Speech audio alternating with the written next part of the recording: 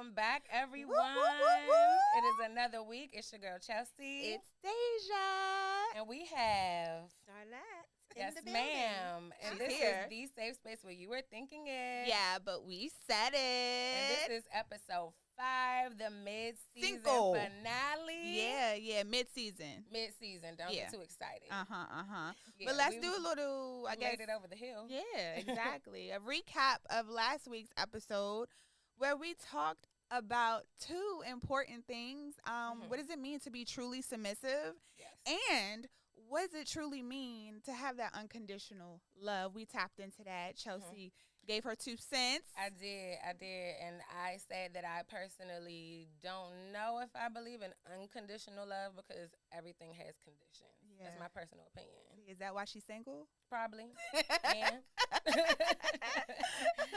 and what do you think about that? Do you think that it's true that you can truly, unconditionally, without flaw, love someone? I think it's possible. Talking to the mic, darling. It's possible. Okay. I think it's possible. Yeah.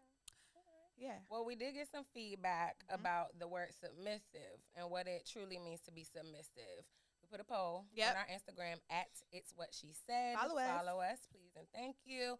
One person said that it means to accept that person and fully be accepting of everything that comes with them. I Okay. think that's definitely true. Yeah, and with acceptance, it's not only just accepting the person. It's almost like an agreement.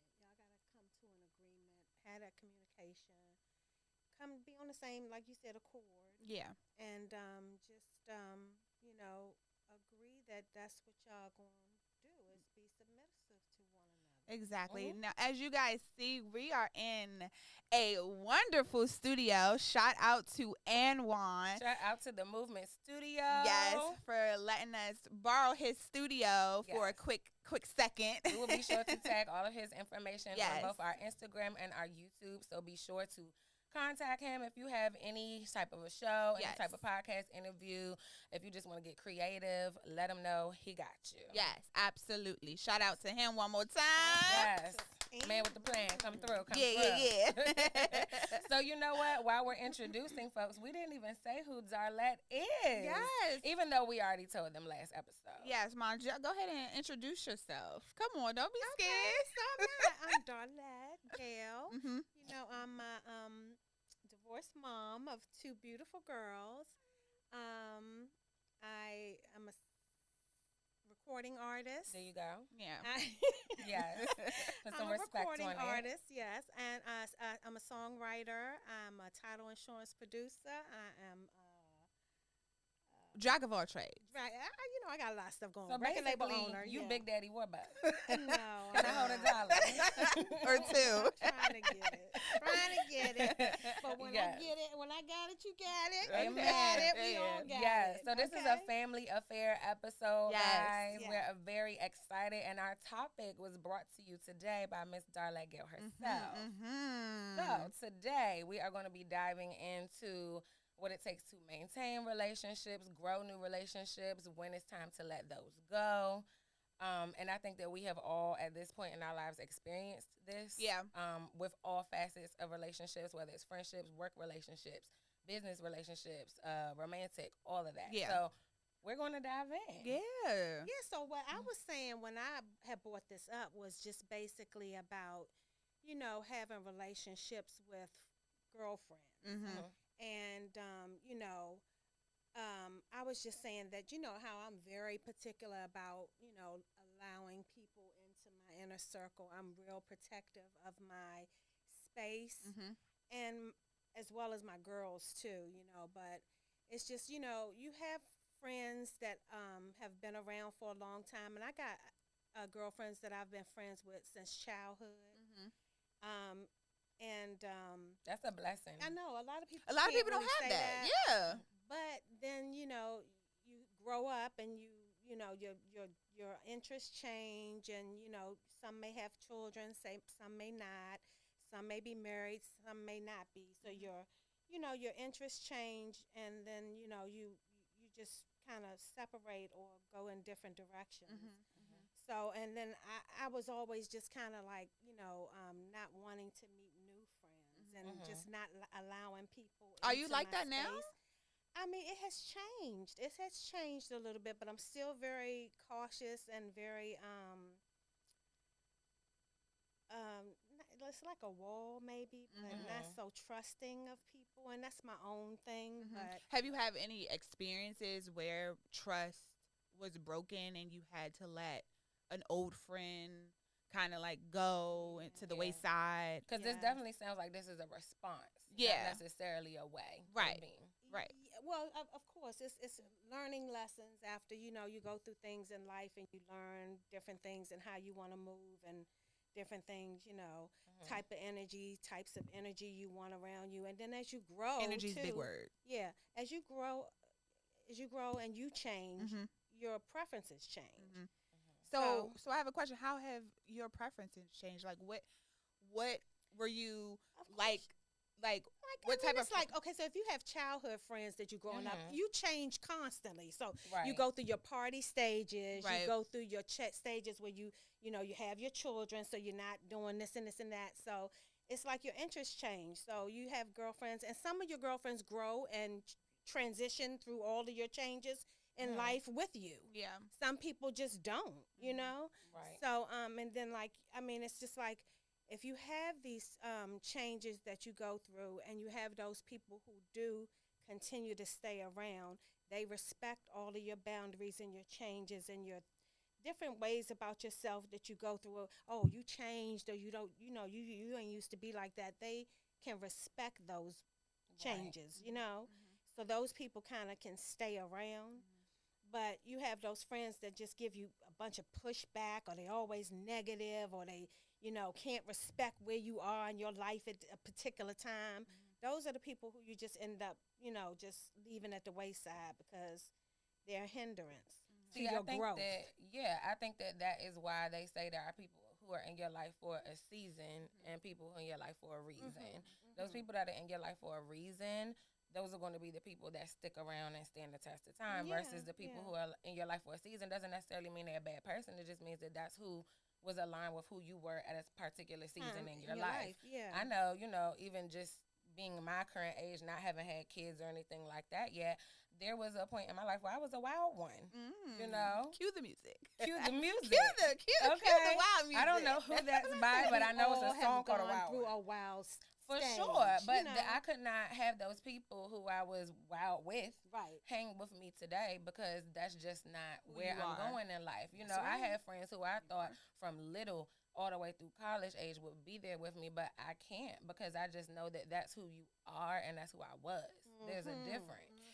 For me personally, I feel like friendship breakups are harder than relationship breakups. Sometimes. No, for me, like, it was very hard, especially with somebody that you grew up with. Especially someone that you grew up with, and you've known so long, and you put all your trust and you in them, and they break that trust, and it's just like, well, you knew me from childhood. How could you do that to me? Like, me of all people, we were so tight knit, and you just changed for the worse. Because there's an And emphasis it hurt. put on I loyalty. agree. It hurt. I do agree. Yeah, there's an emphasis put on loyalty when it comes to friendships, versus there's always that variable that somebody who you're in like a romantic relationship with could always hurt you. It's not expected for a friend to hurt you in the same way that like a partner would. Yeah, So But I guess it's like, expected for the partner to hurt you either. it's not expected, but I think it happens more often. Because because you didn't grow with that person. That's just somebody you just maybe met. Even if you've been, let's say, in a 5-year relationship with a guy, but you've had a 10-year relationship with a girl or a guy, a platonic friendship. That time is expected to hold more weight than somebody that you are with potentially for the rest of your life or not. I'm not sure why, but. So this goes to being introduced and having new friends from your old relationships that you don't have anymore, and you've been hurt by somebody that you've known for years. How does that relationship affect these new relationships that you're walking into? Do you have, like, what are the requirements, if any, that you might have coming into a new friendship or new situation? Like, how can they get close to you? I mean, first off, If that makes sense. Yeah, and you might have to give me a little bit more clarity in case I'm going in the wrong direction. But I feel like, number one, anybody who I bring in my circle has to mesh with the people who are already in my circle. Because if you're coming around and you hold a very weird energy, like I've been around people who, and I know that y'all can probably relate, who you're super cool with me, but then when you get in mixed company, you act real standoffish, or you act bitter and mean, or you act just funny in general. Like, I gotta make sure that you blend in with the people who have already been down for me. That's number one.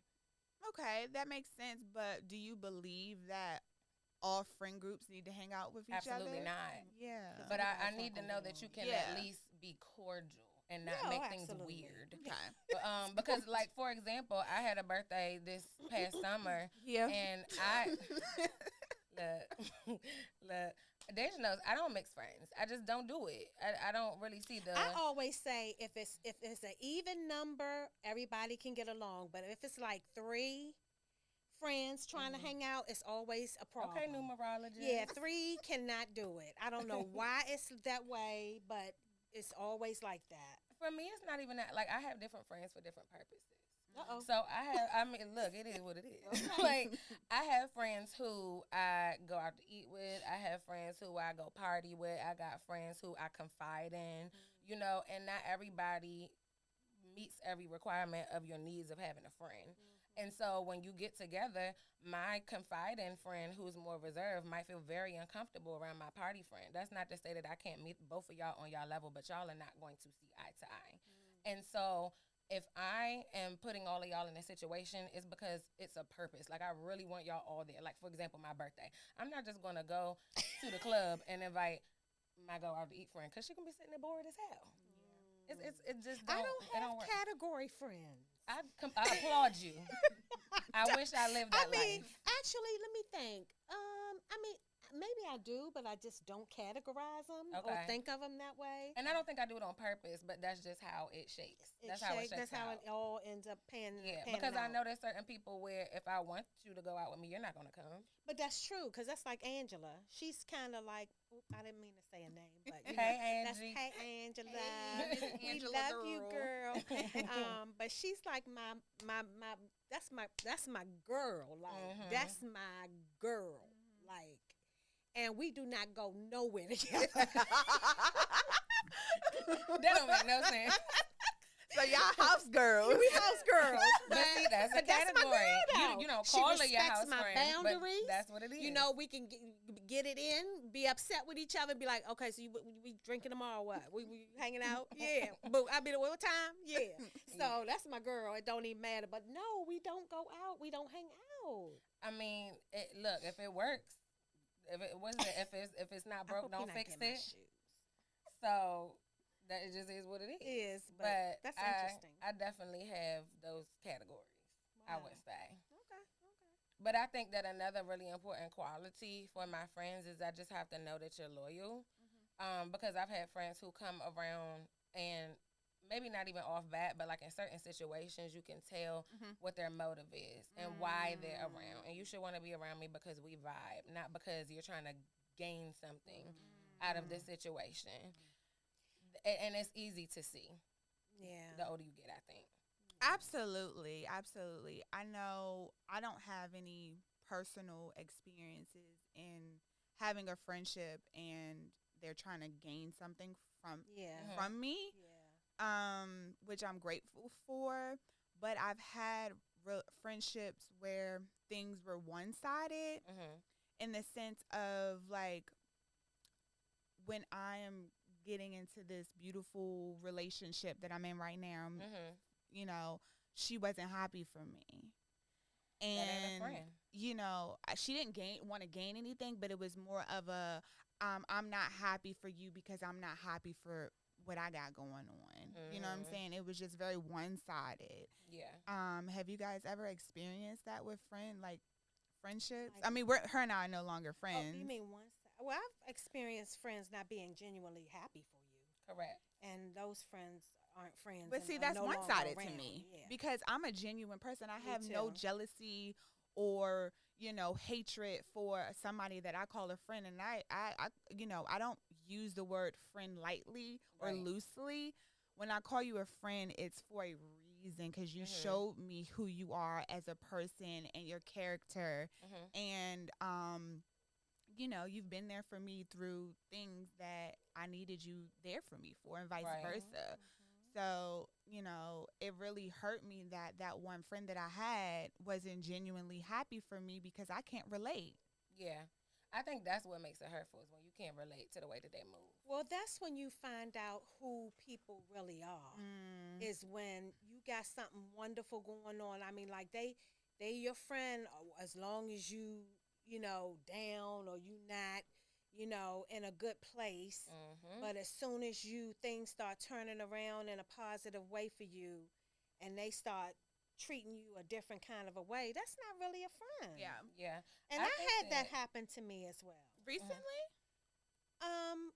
When I got married. And You who see I how it thought be was the my one- friend. It's always a relationship. And how they was talking behind my back and talking about this, that, and the other and what it was and all that. So my question is, your friendships changed when you got into a marriage? Like certain friends acted differently? Certain friends acted differently, yes.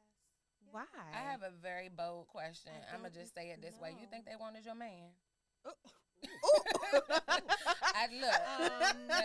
call a spade a spade. Well, there was some rumors going around. Oh, but child. Yeah, child. There was some rumors about, these chicks that let's talk about this. Come on. Speak a Because I'm word. about to get on it. Tell the truth and shame the devil. No, Our but producer is seriously, let's cringing. get comfortable. I want to get comfortable. Okay. Okay, so let's talk about it. And I heard that same female slept with one of my guys.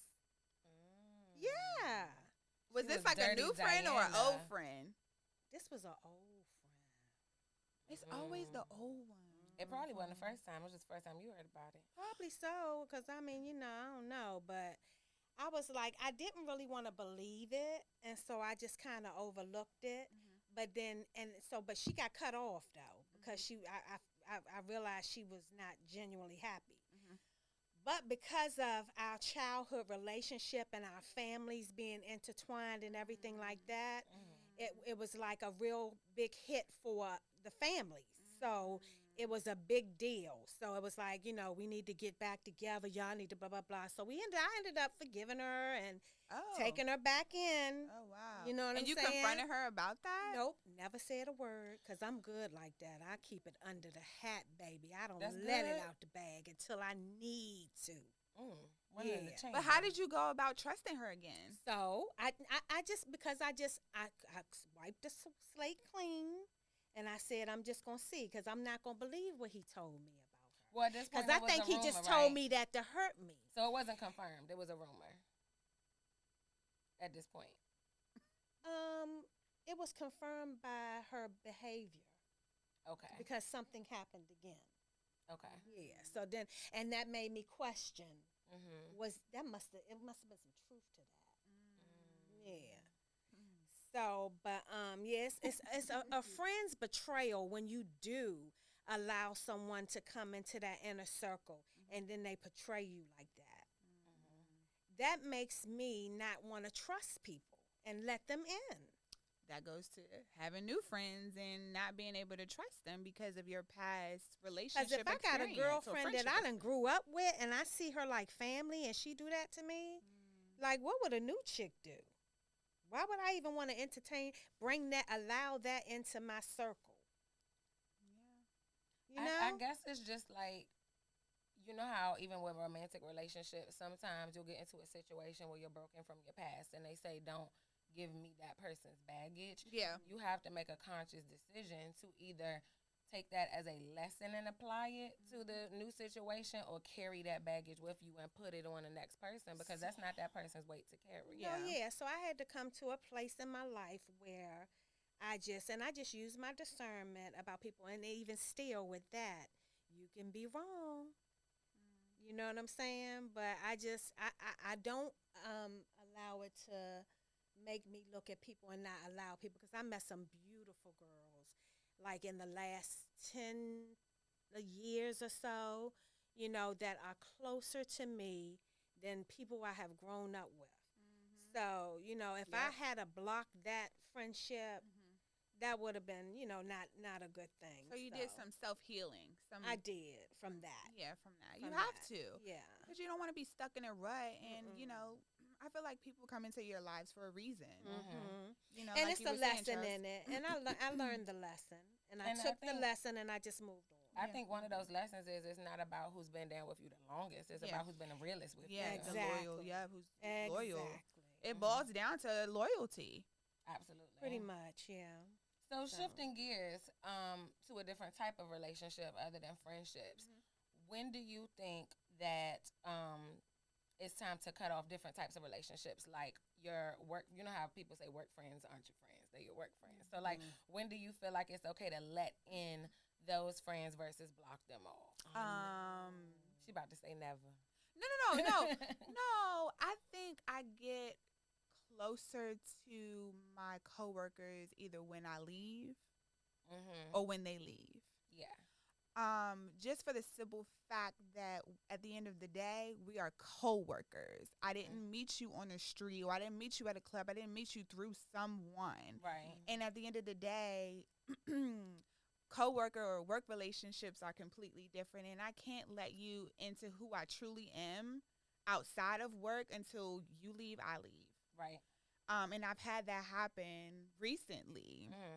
You know, I have a close friends on Instagram, and I'm so anti coworkers knowing my Instagram, and agreed. You know, especially my close friends. But it wasn't until one of my good coworkers left where I have him on my close friends now, because I'm like, okay, he's graduated into the elite circle. he even said, yo, I see I'm on your closest friends now, so it took me to leave, like, for you to do that. And I'm like, yeah, it did. You know. So I typically try not to get too close to my coworkers, because it's just a fine line, in my opinion. I agree. I'm exactly the same way. I don't typically follow my coworkers at all on close friends, far away friends, any of the friends, until way down the line. I'm talking about, like, you gotta give me some ammunition. Yeah. Almost gotta have like blackmail material. Ooh. Oh my God. I'm not gonna use it, but like that's when I feel like I can trust you a little bit. That's just I always want a little something. Ooh. You the one said you gotta keep something until you need it. No. Yeah. Don't be trying to act different on camera. No, I'm not trying to act different on camera, but here's the thing. I'm gonna say this. I think work relationships should be kept professional, but the girls that I'm talking about that I met over 10 years, one of them, we still work together. And I mean, like, we are like family. And usually, and then 10 years too. But and then I have enough. But I've been on my job a long time. But that's and it took me a I'm long saying. time to start talking to people. But like, that's what I'm real. saying. Yeah. Within 10 years, even if it's out, okay, blackmail material is a little extreme. But yeah, I'm saying and they're not the only ones. I Time, have a couple of coworkers who Just cut her off. I'm sorry. no, you're fine. I'm so sorry. The guest is always right. Okay. Yeah. But I'm saying within that amount of time, you would have had naturally certain conversations that are beyond surface level. So that happens organically. Yeah. It does. It's It like does. It's how long can you keep it up? It's like, especially when you're that close. Well, you know what? Actually, when I was working at my previous job, we were working together for so long. I let them in. It was one particular girl who was two of them that I'm really close with to this day. But one particular girl, she was going through some stuff. And I helped her get over. She was going through a divorce. And I told her, and she always brings this back to me, like, Deja, I will never forget what you said. And you didn't even know me. I was crying, like, talking to you about this. And you know what you said to me? I said, what did I say? Because I said a lot of stuff. So she was like, one day you're going to laugh about this. One day the pain that you feel is no longer going to exist. And she said, I hold that so close to me now because it's true. Like, the pain that I was feeling, it was like, it's gone. It vanished. And I was like, yeah, I told you, you just got to get through it. Yeah. You know? And I think after that, I think that was probably, I don't know, she can correct me if I'm wrong. I think that was like maybe like 2 months of me being learning on the job. I mean, granted, I didn't really open up to her like that, but she always, you know, she was very open with me. But did you open up to her eventually? Oh, yes. But see, that's what I'm saying. I Like, eventually it did. makes sense because she opened up to you, because she invited you into that and you created a safe space for her, then that opened up the door for you to feel comfortable sharing yourself with her. Somebody who's closed off from day one, never speaks, never cares, never does any of that, you're not going to share your business with Oh, them. no. Yeah, no. You know what I'm saying? And Like, then, too, I'm like, I'm so on energy. I'm sorry. I'm so on energy. Like, if you got negative energy, I can't even be around you. It's got to be positive. And then, too, what was I saying? I lost that. You lost your But yeah, I can't be around that the negative energy. That's what attracts me to people is the positive energy and you know, light. Yeah. Well, even another tier of relationships, because we're talking about all of them. What do you feel like qualifies you to do business with a person in a business relationship versus makes you have to step away from that person? You talking to me? In general. Yeah, girl. The room. Okay. So Do you need her to repeat the question? Yeah, Repeat no. the question, Doc.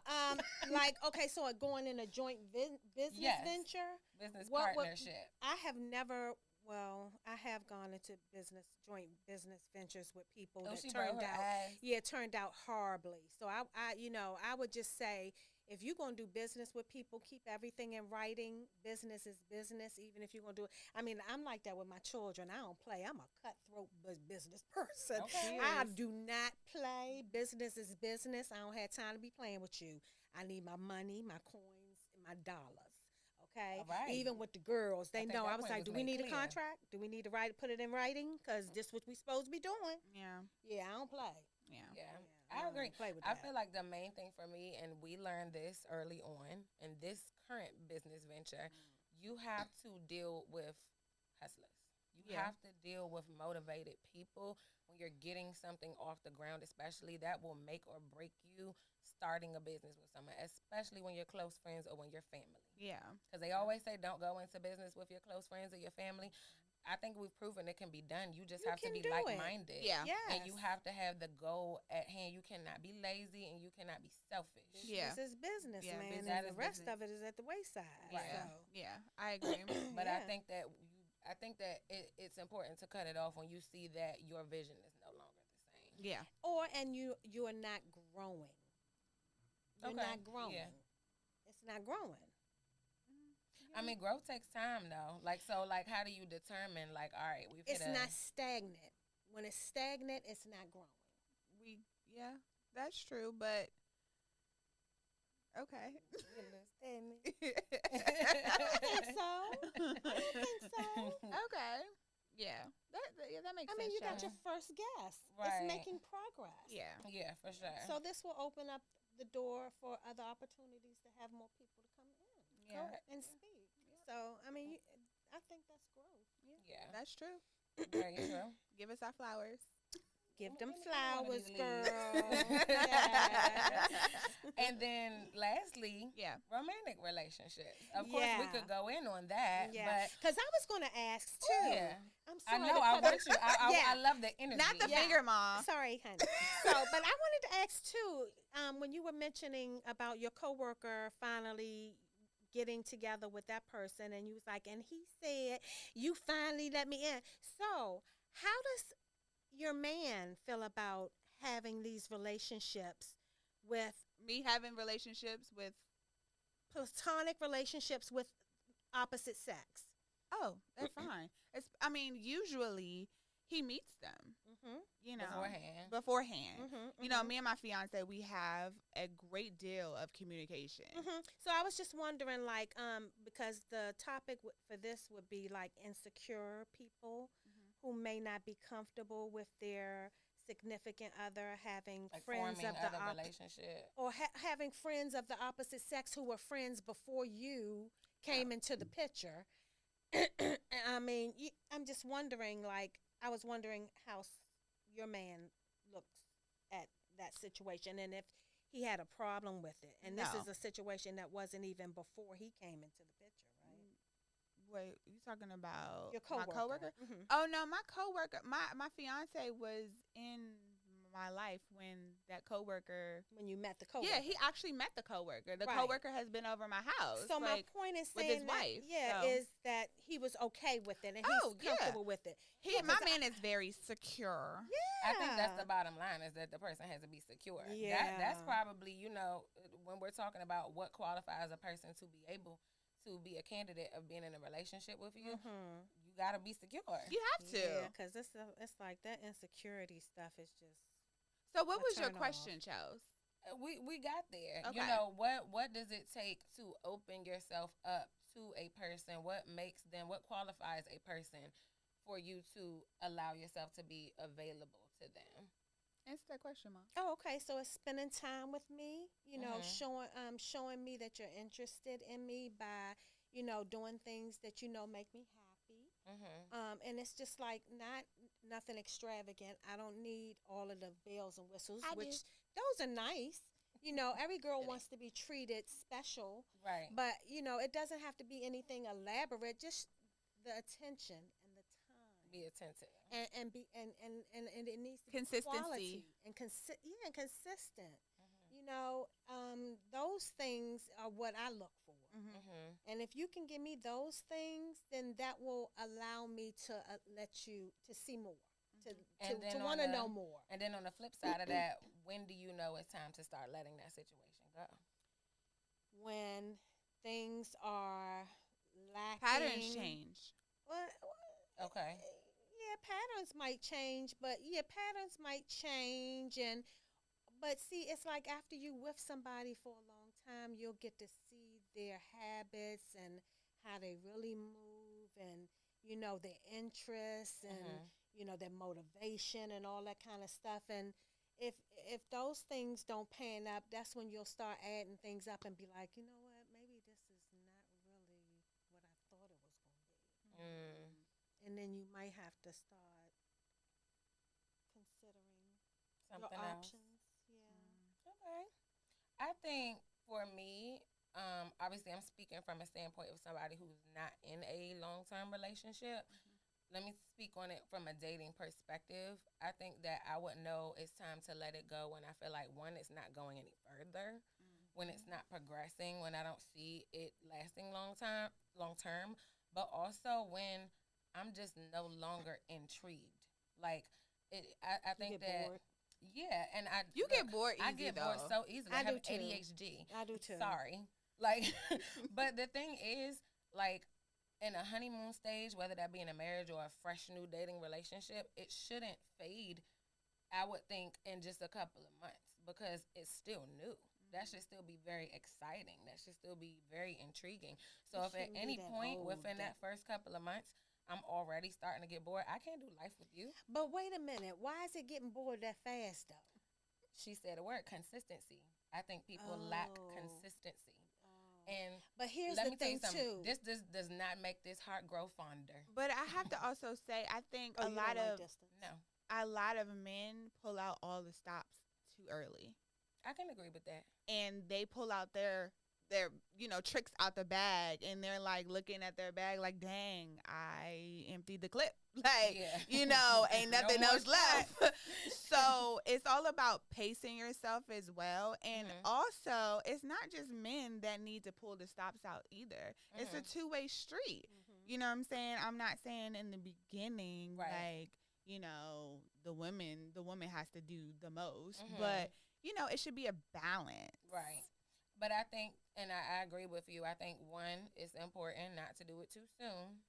I'm going to just leave that where it's at. Because we could go, cater. Oh. No, not it. I was not like, that. Okay. No, I mean, like, cater to the man and pull out all the stops for him. Me speaking from a traditional standpoint, I do think that a man should initiate that. But I do feel a woman should reciprocate it. But I feel that a man needs to give her incentive to want to do that. If you do something nice for me once and then it's just like, well, I did something nice, why would I want to do something for you? I feel like you got to get me to the point where I'm excited to do that for you. And I think that people lack consistency. Even just, before we're even talking about doing things and buying things and all that kind of stuff, like even just with communication. Yeah. If you're not constantly communicating to me, where do you think I'm getting that stimulus from? Yeah. Someone else. Yeah. But that's probably why they're not communicating, because they're getting that from someone else too. Y'all gonna be doing somebody else. Oh, Lord, no. Oh gosh, I would hate to be dating right now. You should. I'm sorry. Tell me now. It's rough. Yeah. It's a rough market. Okay. So from a standpoint of somebody in a healthy long-term relationship, and this is all hypothetical, don't go assuming stuff.